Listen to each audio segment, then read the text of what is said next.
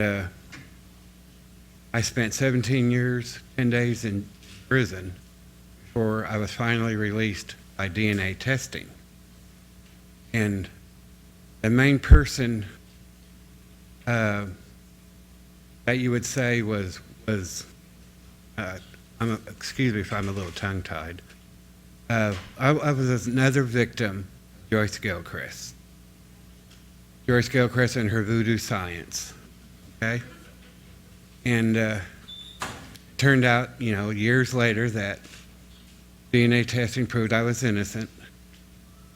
And I was released in October of '99, and I have been out for 10 years. Okay. And what went wrong in your case that put you in the bullseye of the investigation? Well, after the trial, I said it was Murphy's Law at its best. I'm sorry? I said it was, after the trial, I said it was Murphy's Law at its best. What could go wrong went wrong.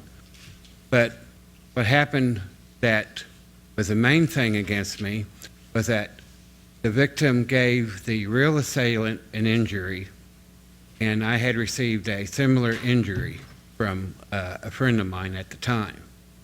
And because of that, the police had asked the Rape Crisis Center to canvass the doctors in the Oklahoma City surrounding area.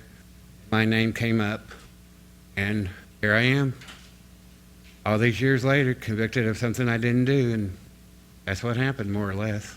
And what was the representation that you received at the trial? Was it a private attorney or a public defender? I had a private attorney. Okay. My family paid for a private attorney. I did not have to rely on a public defender. Okay. From what I understand, there are good public defenders out there, but For sure. like the gentleman on my left said, you don't want a civil, I'm sorry, whatever he said. Bankruptcy. Yes, Yeah. bankruptcy. Yeah. Did you expect to be convicted Not at all. Not at all. during the trial? even? No. I came from a good family. I went to good schools. I learned about mom's apple pie, the American flag, and the police are your friends. And we have proven that police are not always your friends.